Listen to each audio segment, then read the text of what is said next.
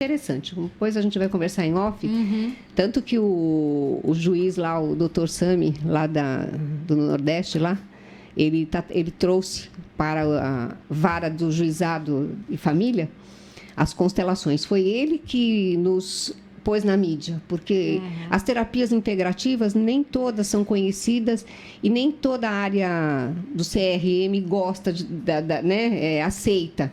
Então, o Dr. Sami trouxe a constelação familiar para as pessoas e é muito interessante a organização do sistema familiar. Deixa eu fazer uma pergunta para a doutora Carolina.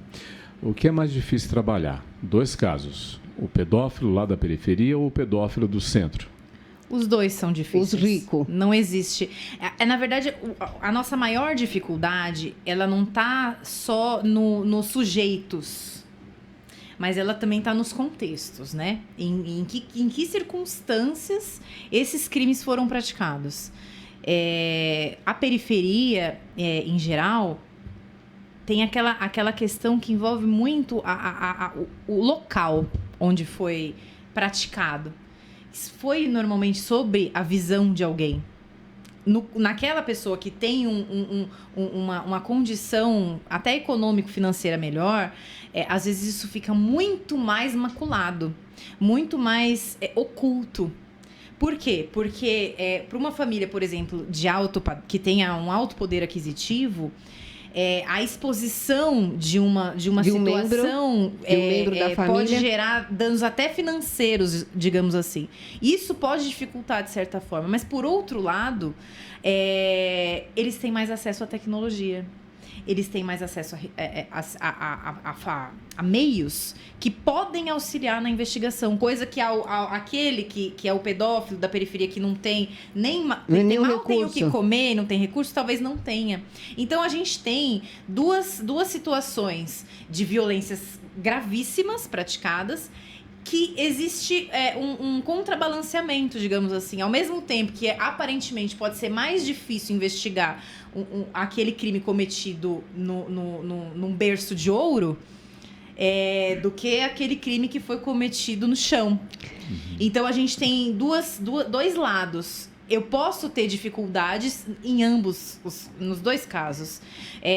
Por isso que o mais importante aqui, quando a gente está iniciando uma investigação, é observar o comportamento da criança. Porque a observação do comportamento da criança, ela pode nos trazer informações valiosíssimas. E hoje a gente tem, do ponto de vista legal, vários órgãos nós envolvidos. temos uma restrição, por exemplo. Se chega para mim hoje um fato envolvendo um estupro, um abuso sexual infantil, eu, como delegada, eu não posso falar diretamente com aquela criança. A doutora Sibeli estava explicando isso na palestra. Porque existe uma restrição legal no ECA, no Estatuto da Criança e do Adolescente, que diz o quê? A criança ou adolescente vítima de violência ou até testemunha de um ato violento, ela só pode ser inquirida uma única vez ao longo de todo o processo. O que significa? O fato foi aqui hoje, dia 30 de maio, às 20 horas e 44 minutos, até o final da sentença condenatória lá, no fórum, um recurso, enfim, no juiz, no Poder Judiciário, essa criança só vai poder ser ouvida uma única vez. E por quem? É aí que tá a chave da questão. Se eu, como delegada, porque, na verdade, por que isso foi feito? Para impedir que ocorresse uma revitimização. Porque antigamente a criança, ela relatava aquelas que obviamente tinham condições, porque tem crianças de menos de 3 anos, por exemplo, que não conseguem falar.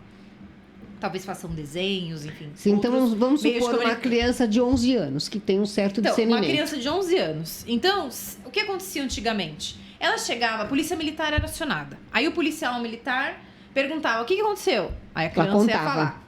Aí chegava na delegacia, aí ela ia pro médico, porque a profilaxia, o atendimento de urgência é muito preponderante.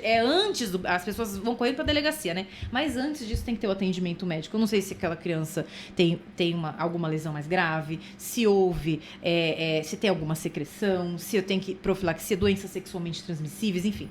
o atendimento médico é primordial, antes mesmo do boletim de ocorrência. Tanto que, se a pessoa chega na delegacia, a primeira coisa que a gente faz, já passou no médico? Não passou? Então vai lá primeiro. A gente encaminha, os policiais levam. Então, chegando no médico, já teria uma segunda história a ser contada. Aí ia chegar no médico, e no médico vai contar realmente, porque o médico ele vai ter que examinar e ver o que aconteceu, e vai contar. Aí chegava na delegacia... pro investigador, falava pro investigador. Aí ia pro delegado, falava pro delegado. Aí chegava lá no fórum, durante o processo, repetia de novo. Aí se tivesse qualquer... olha, mas o promotor tá com uma dúvida assim, assim, assado, volta pra delegacia pra fazer mais uma diligência? Voltar, ou seja, não tinha um limite. Então essa criança, cada vez que contava aquele fato violento... Todo momento. Vezes. Cada vez que ela contava, ela voltava pra cena. Essa lei serviu pra gente, pra limitar. Então, o que nós fazemos? Nós conseguimos extrair essa informação, esse conteúdo, através de relatos de pessoas para quem essas crianças contaram. Então, olha, contou para a vizinha, contou para o médico, contou para a enfermeira, contou para a mãe ou para o pai. Então, nós ouvimos... Olha, o que a criança contou para você? Tá. Então, é como se fosse algo indireto. Isso você acha que foi bom? Eu entendo que o primeiro de tudo é preservar a saúde mental da criança e fazer o possível para minimizar as consequências que são devastadoras. Tanto que os episódios de violência que as crianças passam, e eu não estou nem falando como profissional da saúde, eu estou falando como delegada de polícia, porque a gente verifica isso. Elas podem desencadear uma série de comportamentos. E se nós pegarmos aqui os adolescentes infratores e até os criminosos mesmo, que já têm mais de 18 anos, se a gente fizer um estudo da vida deles, desde lá da infância até o momento que ele está ali preso, que eu decretei a prisão dele lá, se a gente pegasse cada um desses criminosos, fizesse um estudo lá atrás, para ver se essas crianças, quando eles eram crianças ou adolescentes, o que aconteceu eles passaram com eles? Por algum episódio de violência, você acha que seja pela como sua experiência... vítima ou como testemunha, pela minha experiência, 90% passou. O abusador foi vítima. Foi vítima. Ocorre como se fosse uma transmutação. Em um primeiro momento, aquele agressor era vítima.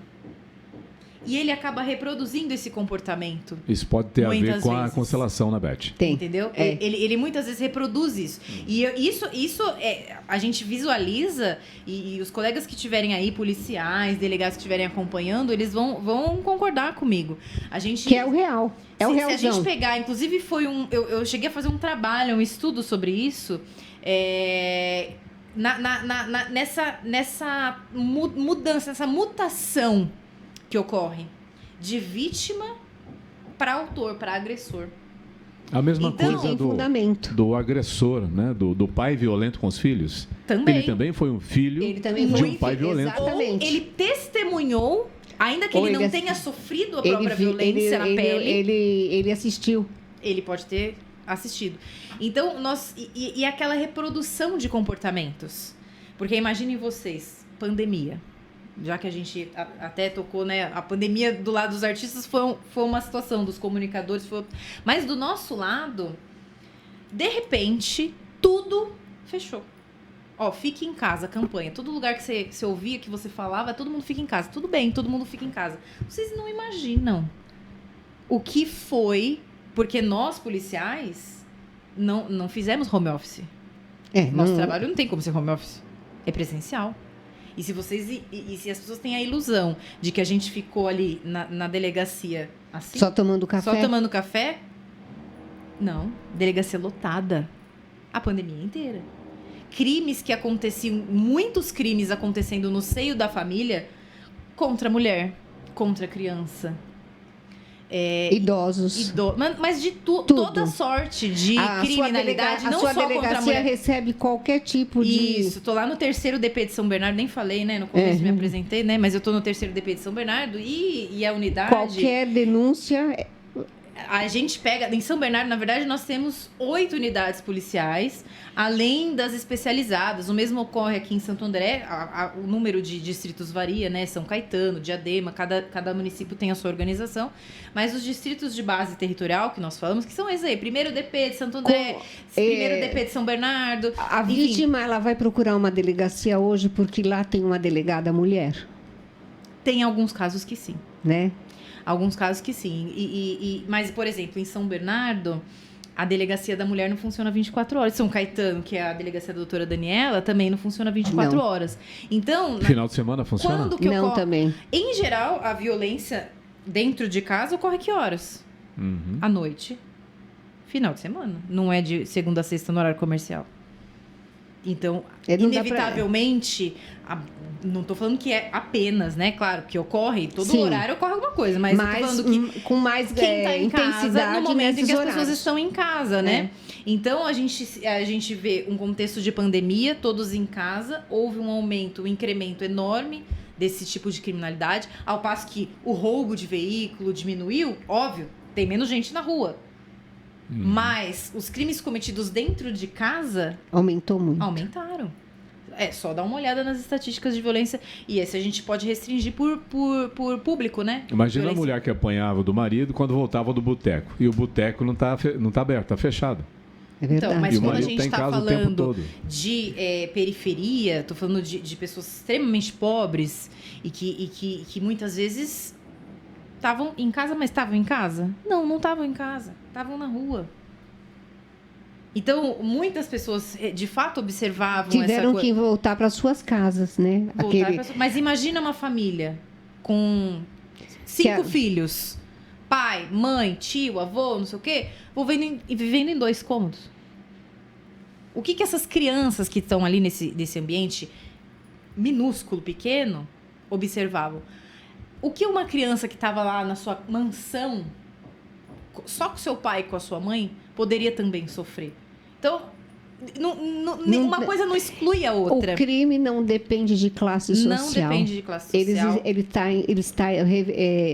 Ele está em todos os lugares. Todos os lugares. E nós, policiais, e aí eu falo por mim e pelos meus brilhantes colegas que trabalham comigo, e que eu tenho o maior orgulho de dizer que sou parceira e colega, e estamos aí nessa luta aí há tantos anos, de dizer que nós tratamos todos os casos com a mesma cautela, com a mesma rigorosidade. Porque, às vezes, a pessoa olha para mim e fala assim, nossa, escreveu um livro de direitos humanos, é a professora, nossa, ela deve ser boazinha, né? Direitos humanos, associam, né?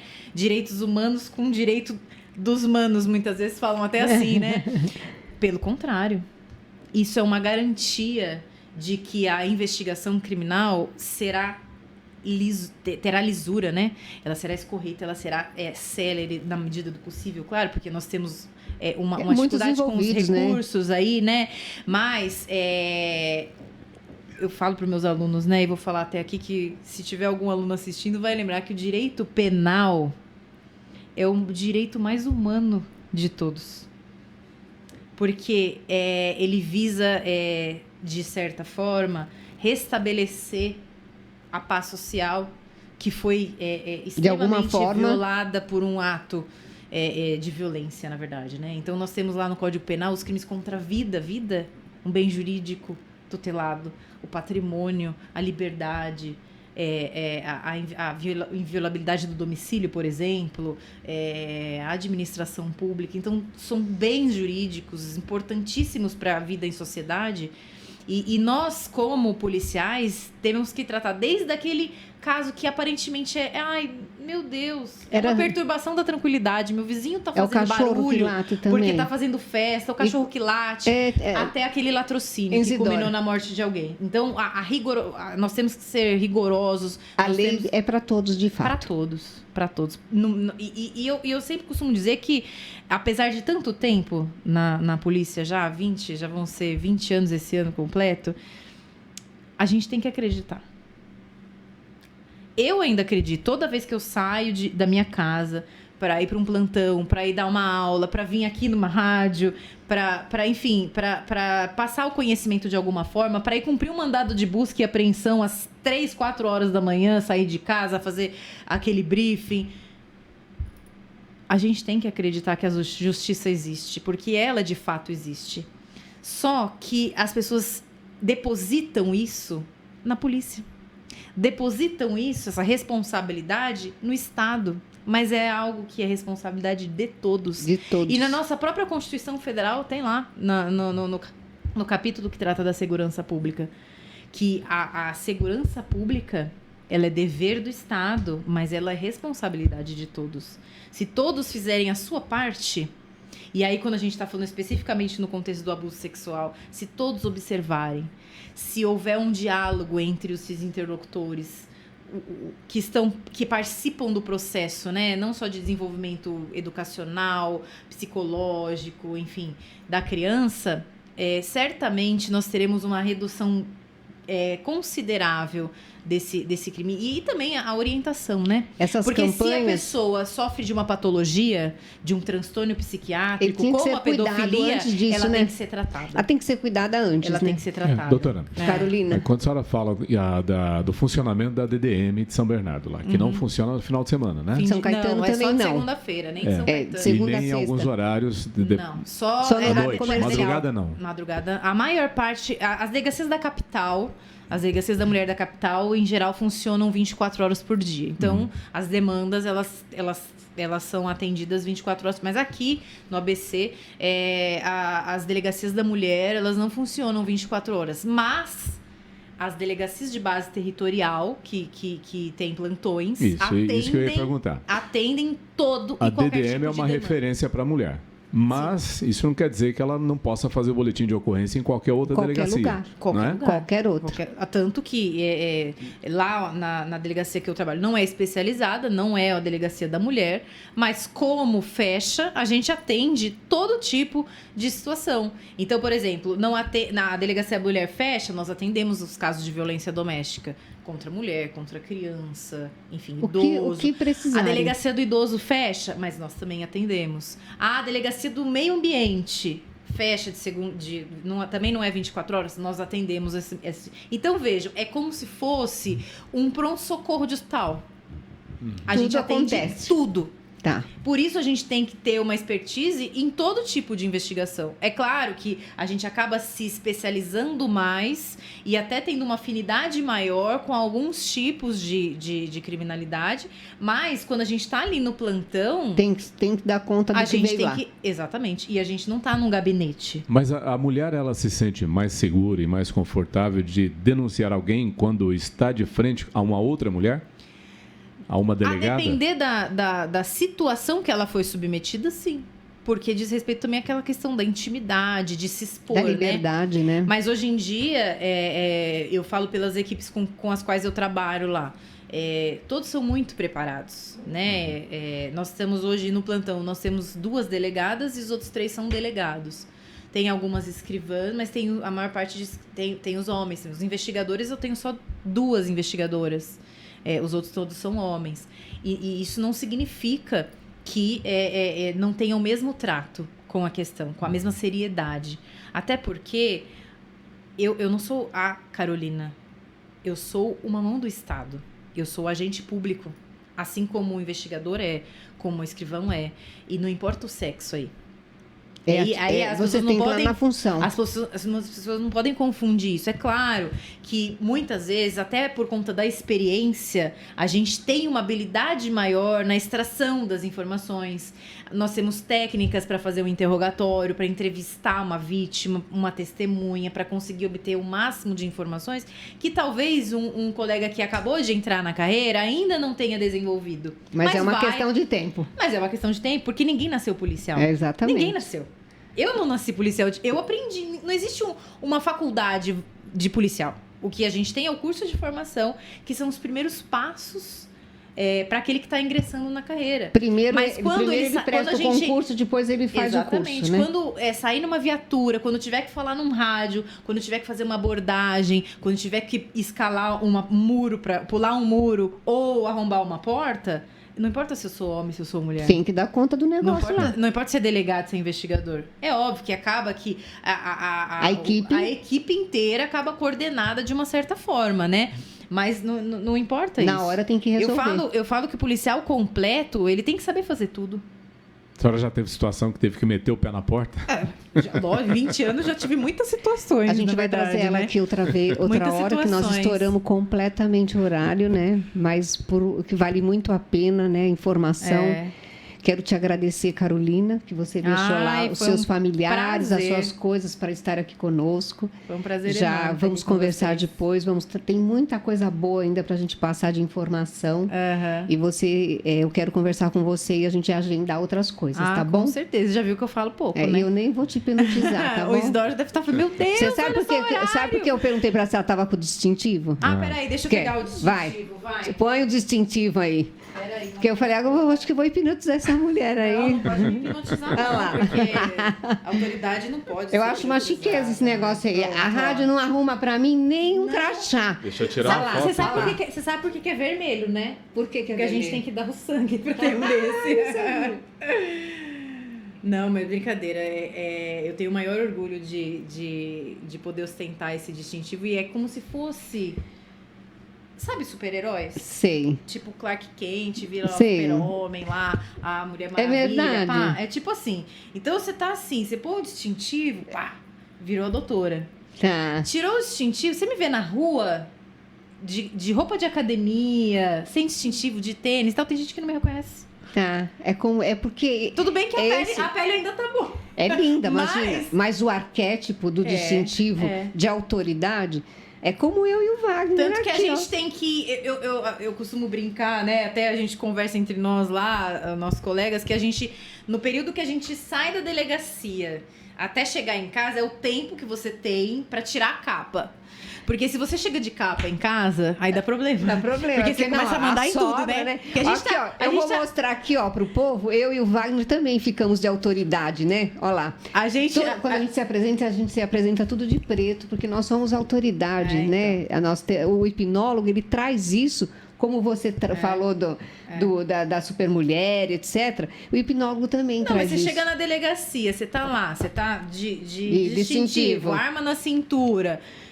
aí chega pra falar, tem gente que, nossa, mas eu esperava o quê? Eu esperava um homem, eu esperava uma mulher muito velha, uma sei lá. Idosa, né? Aí uma mocinha. Obrigada pelo mocinha, mas nem tanto. Porque ela tem idade pra ser a minha filha mais velha. Ela tem idade da minha filha mais velha. Então ela é bem mocinha mesmo, né? Então. É, bem mocinha.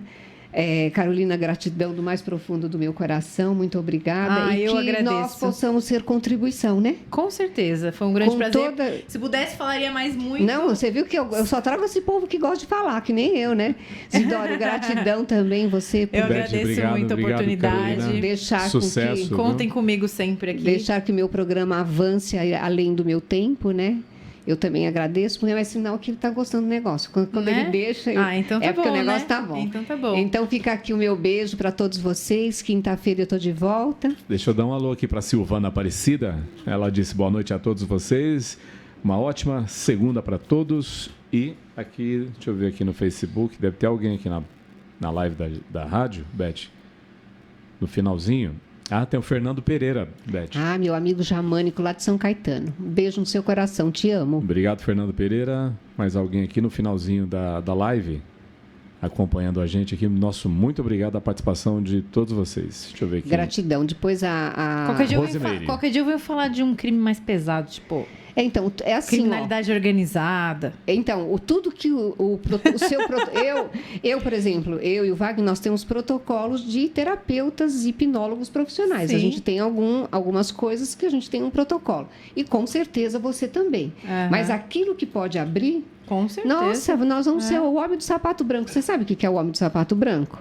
O que é? Ela acho que não lembra, do tempo. Não é do tempo. Era um repórter policial que ele vestia ele sapato calçava branco. um sapato branco. Era o Jacinto, né?